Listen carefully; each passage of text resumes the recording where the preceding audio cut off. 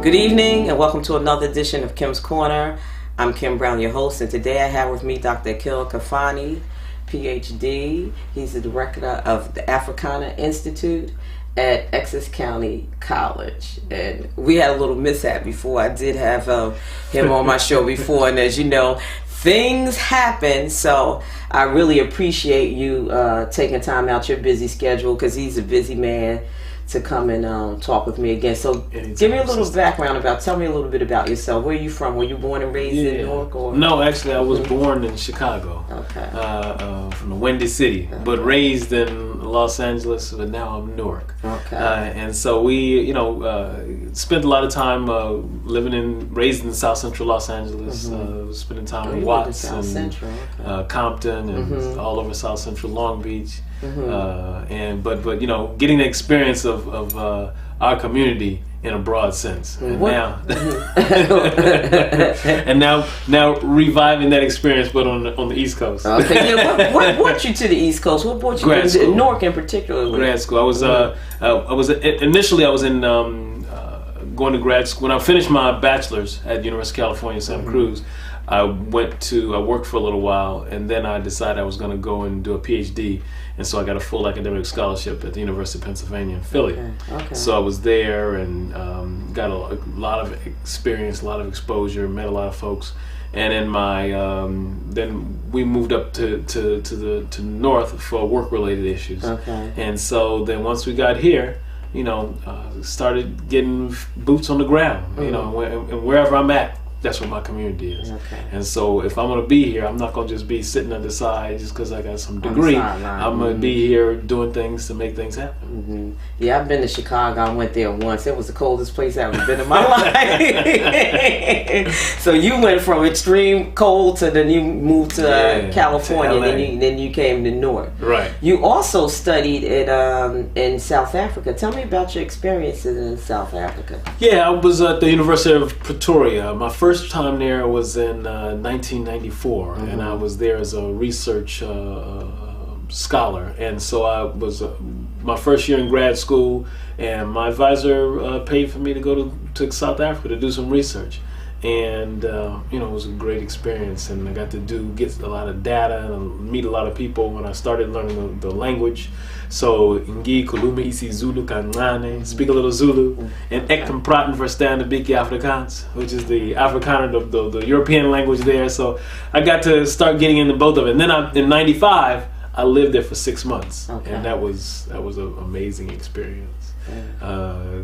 Further my language, further my cultural understanding of South Africa, but got to see how South Africa in many ways was like the United States. So I had friends who were there already, and we spent a lot of time together, and and I just made great connections with folks, and realized that when it didn't matter, once I hit the continent, my feet were planted.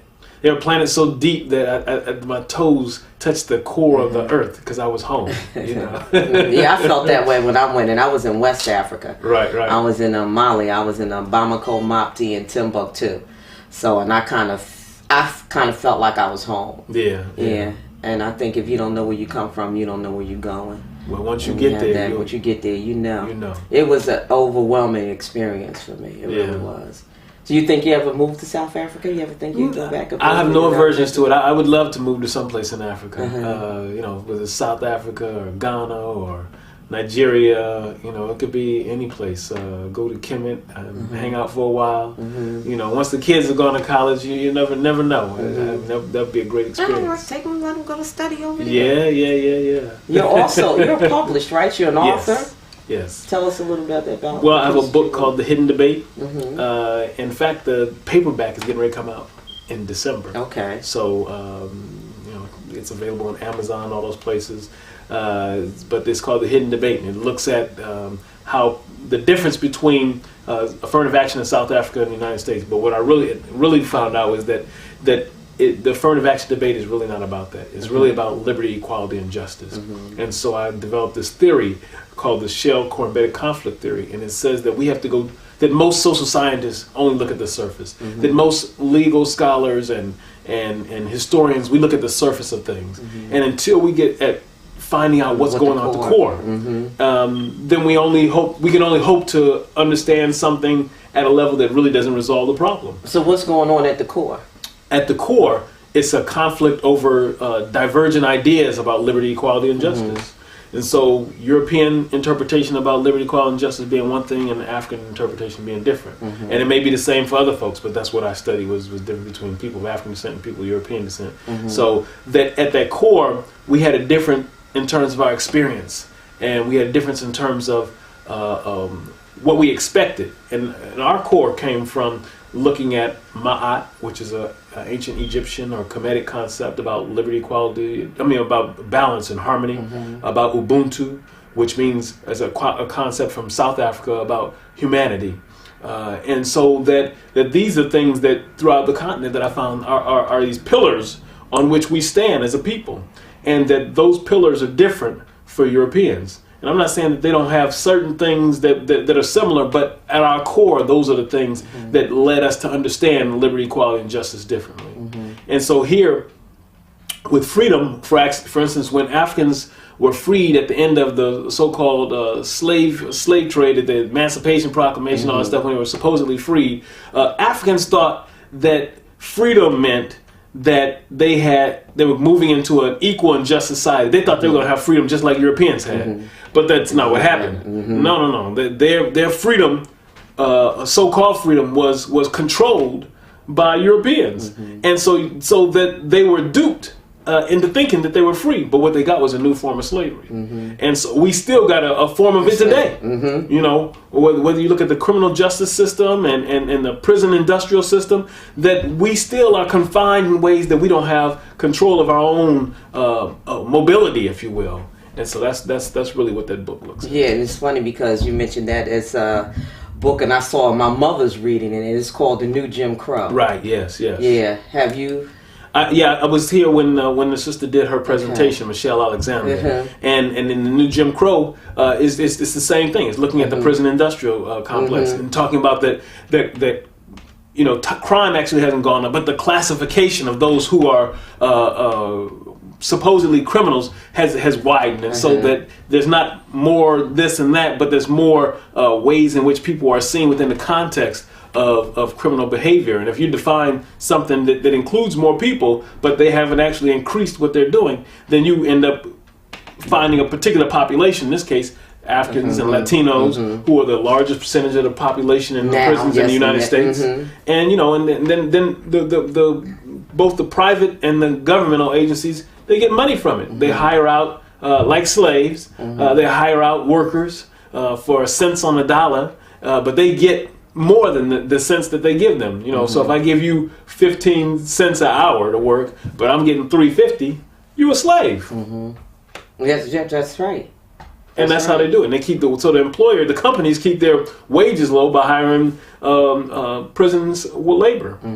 But that's not a new trick in the United States experience. And we're talking about a little bit about affirmative action. I think there's been some things where they're trying to get rid of affirmative action right now. Yeah, but part of that is that people don't understand affirmative action, and that's what I try to address in the book, is that affirmative action is not really what people think of. I mean, it's a really kind of a legal understanding of it, and what people think of it is just that, they're getting something more from something else, and we because Europeans are the largest population in the United States, the largest beneficiaries of affirmative action are European American women. And so why would they fight against something that they're the largest beneficiaries? Because they don't understand the dynamics. They don't understand the dynamics of it. And so we have to educate ourselves that affirmative action, that we learn something here. Here's a piece I learned from South Africa, that the affirmative action debate and argument is not one where we went and we learned something from South Africans learned from us, because that's what people were thinking I was going to come up with in the book. But in the end, South Africa teaches us the two things. One is that the difference between a human rights discussion and a civil rights discussion. A civil rights discussion stops at the Supreme Court. A human rights discussion takes it to the World Court. And so then we don't have the World Court that we could take ours to, because our legislation, our ideas about it stop at civil rights. So we need to learn from their interpretation of affirmative action. And then the other one is that in terms of the numbers, their numbers, the majority is people of African descent. Ours, the majority is European. So there's a difference in terms of just that size population. But that we need to have not affirmative action really got interpreted into equal access, and that's a flaw. That's the inherent flaw of it, because we need to have equality of outcomes. See, people don't talk about outcomes. If I let make a situation where if we want to address sexism, and we say that okay, the majority of people who get in now are women, but I'm still graduating the majority of men, there's a problem. Something's wrong. Right, so if we are admitting more African Americans and Latinos and other folks, but the graduation rate is still paltry, then we haven't done what we need to do to transform the situation. So then affirmative action failed in that context. Not that it's not needed, but that we didn't go to the core. The core is liberty, equality, and justice. If we understood that liberty, equality, and justice in society was the core, then we would focus on outcomes and begin to think about how we transform that reality. Right. Race relationships. Where do you see race relationships going towards the future in the United States?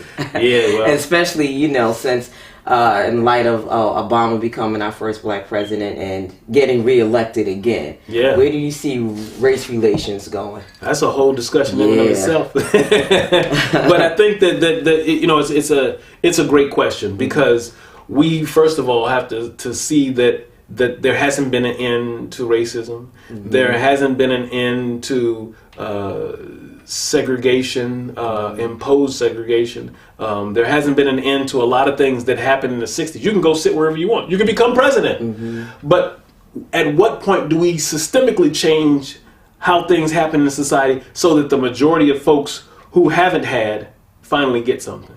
And part of that is that we got to deal with the question of reparations.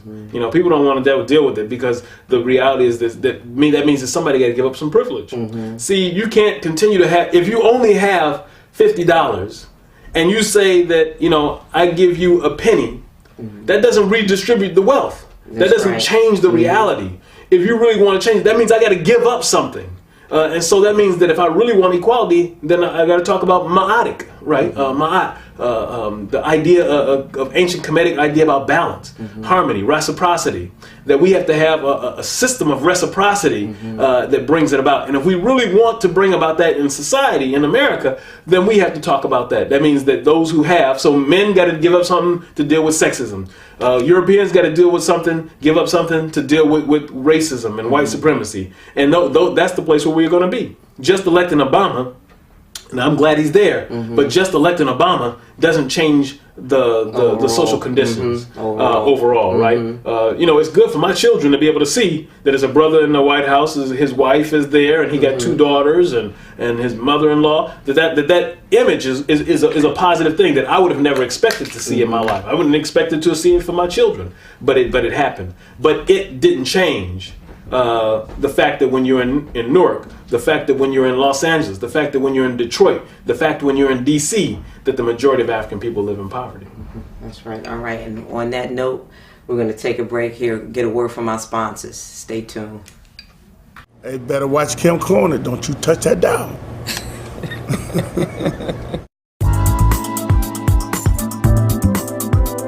And I'm back with Dr. Akil Khafani. This is amazing brother right here. He is so knowledgeable. And he's the head of director of at the Africana Institute at Essex County College.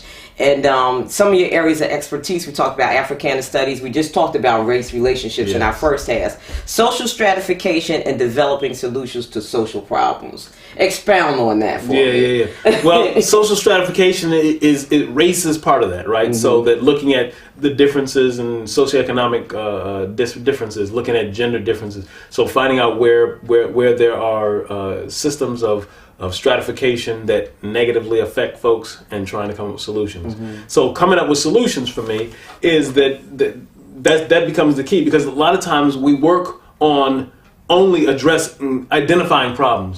So you can read a whole bunch of books that talk about problems. You can have a whole bunch of shows that talk about the problems. You know, people talk about the problems of equality, the problems of justice, and the problems of oppression. But there are some solutions to these problems. But I think what happens is that people make it complicated because I don't think they want to resolve some of those issues. Do you find that? I think there is some of that, but I think that people can't get to solutions because they become consumed by the problems.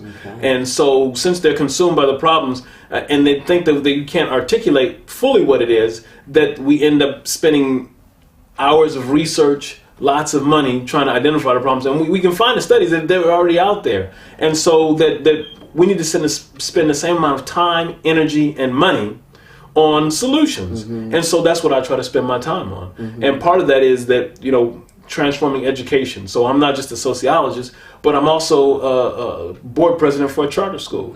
And, you know, that's another discussion about charter schools. Yeah, we talk about charter schools. We can talk about charter schools too, the pros and cons of charter schools. Well, first, my place is that I see them as public schools. So that they belong to the public. Because they are public They get public schools. dollars. They get public dollars. So the public needs They're to also privately funded too, correct? Some of them are, yeah. They have these private. So you have the corporate and the community charter schools, and so we have a community charter school, Adelaide L. Sanford Charter School. And so in the context of all that, though, we need to come up to a reality that we have the power to bring about solutions, and the solutions mean that we have to. I think first of all, understand that the art of negotiation. We have to think about it. That's what I think, and that's where the problem lies in negotiation. It is, because the problem is that we think that negotiation means that somebody wins and somebody loses. And that's not what it is. It's supposed to be a compromise. Right. We have to go, but here again, I take everything back to Ma'at. Ma'at, we have to have a Ma'atic understanding of negotiations. If we did, we would understand, even in marriages,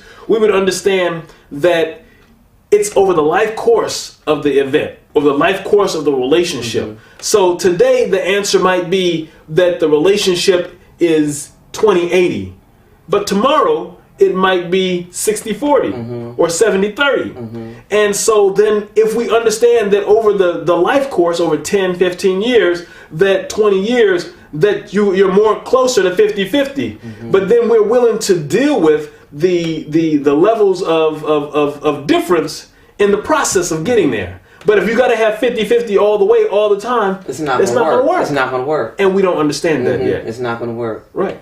It's not going to work. So what's some of the courses that you do teach at Essex County? I teach Sociology of the Black Community, where I start all the way back from the creation stories in ancient Kemet and in Mali, in Ghana, in the Yoruba people, in the San people in South Africa. I want students to know that that they can be comfortable in just being who they are, and that we contributed at all levels of creation, at the foundation level of even talking about being. The story in the Bible is not the only story about being.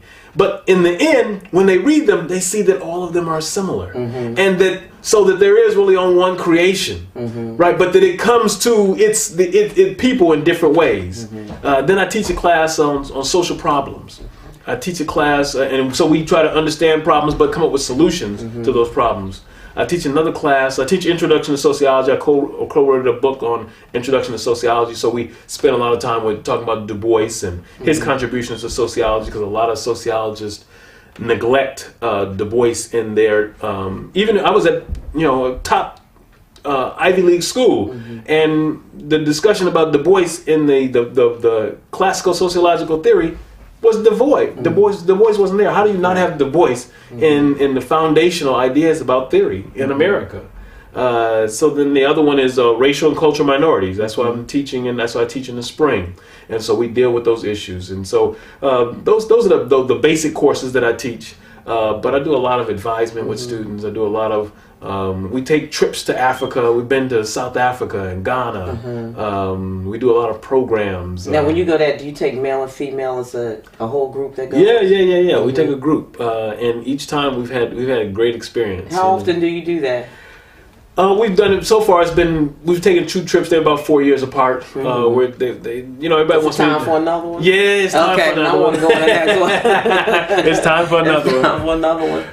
And so we might go back to Ghana, but I also want to go to Senegal because they have the Renaissance statue there. That has this brother who's holding his wife in one arm and has the baby in the other arm, and it's taller than the Statue of Liberty. And then when you can go up inside of it, just like in the Statue of Liberty. And when you get to the top, you see outside of his kufi, and you can see the world. And he's facing the ocean, the west, and saying that here we are, we're moving forward, looking up. And so to me, that's a place where that's like a pilgrimage that all Africans got to go to. Yeah. And so that's what I want to take some students there. And also to go through Dakar. I stopped through Dakar and Abidjan. Right. I was there too, and you get to see some of the slave ports and how they kept us before they brought us over. And I think that would be interesting for a lot of young black men to see where they come from because because they're just running around, they're just lost. Right. No, I took the students. We went on over 1,000-mile trip in Ghana, and we went all the way to the border of Ghana and Burkina Faso. And at the border, just short of the border, which is about 500 miles in to the continent of Africa, there are these different places where Europeans had traded slaves, and they navigated this slave trade from the interior all the way out to the coast. And so we got a chance to see that people were first forced to walk over 500 miles to the coast, walk it. And so that means that people have these estimates of those who are enslaved between 15 million and 150 million. Whatever the number is, you can use whatever number you want, I say, but whatever it is, you have to multiply that times at least 7 because that's how many people would have probably died to get from the interior all the way to the Americas. And then the same thing has to be done when you think about the Arab slave trade because these happen at the same time, and the Arab slave trade predates the European slave trade. And I say don't call it the Atlantic slave trade because the ocean wasn't enslaving nobody. It was it's the European slave trade, right? And so when you see it in that way, that these, so either you have 7 times 15 or 7 times a million, so you think 700 million people upwards of, and that's the depopulation of the continent. So for hundreds of years, people were being taken right into this slave trade and taken out of the continent, never to return. You also have a show called The Pulse. Yes. Now, where does The Pulse air? It airs on 2 channels. It airs on Cablevision channel 77, and it airs on Verizon Vios channel 37. Okay. And so, The Pulse is a show where we're looking at trying to maintain our understanding of what's on the pulse of the African community. And we've had some great interviews. We have had Dr. Jeffries and Mary Baraka. And, I've had Amiri. I have had Amiri.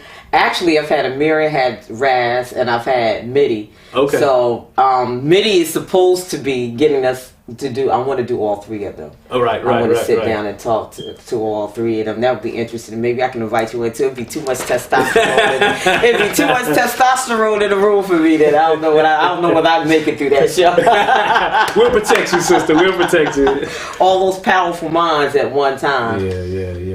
So, what times does The Pulse come on now on 7? Because I want to catch. Yeah, the Pulse comes on it actually comes on 5 days a week now. Really? Yes. So on the new shows are always on Tuesdays and Thursdays at 7 p.m. And then we rotate those shows out. On Mondays and Wednesday, it's on at 11 in the afternoon. Okay. And then on Saturday, we rotate the last one, and that's on Saturday at 10 o'clock in the morning. Oh, okay. So I'll probably be able to catch the one that's on 10 o'clock on Saturday. Yeah. So everybody watch The Pulse on channel 77. Please do. Watch The Pulse. Wow, you're just such a wealth of information. I know I could talk to you for forever. So on a closing statement, I want you to give a closing statement about where do you see African Americans in the next 10 or 15 years? This is how I see it. I see that if we are going to change the world as we can, that we have to, we have Obama in office, we have to push Obama. We have to lobby like everyone else does for their issues. not just with Obama, but all those elected officials in Newark, the elected officials in the state, and we have to lobby for our own causes. We haven't done an adequate job of voicing our issues, our concerns, and so we need to transform our thinking so that we get to the place of having that. And that needs to be a grassroots movement, that we get to this place, and we have folks who are in Trenton, folks who are in DC. And that we work together to do that. And I think that's one way on the politics thing. We got to reform these schools. These schools have to, we are the ones in the schools. So we have to take on the responsibility of acting like our brothers and sisters did when it was segregation. During segregation, you sent your child to a school that was a segregated school with meager resources, and you knew they were going to learn. They were going to come out there knowing everything they needed to know. That's right. But today, we're in charge of the schools, and our kids are still suffering. Because first of all, our parents are not involved to the extent that they need to be. We need to be there all the time not just to accost the teachers and the principals and the administration. We need to be there, be involved to come and sit there and help make sure that there's no craziness going on in class. Come there and volunteer for the athletic and the academics. If you got some skills, bring them to the school so that the people can benefit from them. And they're bringing a lot of outside people in now from Teach Across America, which doesn't include any of us. And I know some of those schools, some of those teachers are leaving already. They can't stay because they can't deal with the children because they really don't understand the problems of the inner city and the inner city children. And they're not trained for that. And some of them are they're leaving. I know a teacher, they stayed 3 days and they were gone because they just couldn't do it anymore. Yeah. But your book is? The Hidden Debate. And it's coming out when? December the 14th. Okay, and where can it'll be on Amazon, on Barnes & Nobles. You can get it online. It's published by Routledge. Okay. And then they can always contact me at Khafani, that's KHALFANI at Essex.edu. And the Africana Institute's website is www.essex.edu/AI. Yeah, and they have a lot of things going on at the Africana Institute too. Yes. So people, you need to get out there and you need to go. It was such a pleasure. I got you this time again. Yes, I want to thank you so much for coming out and speaking with me again. And I'm definitely going to have you back because there's so much information. There's so many things that we can go into. Okay. But I want to thank everybody for watching Kim's Corner. I'll see you next time. Peace.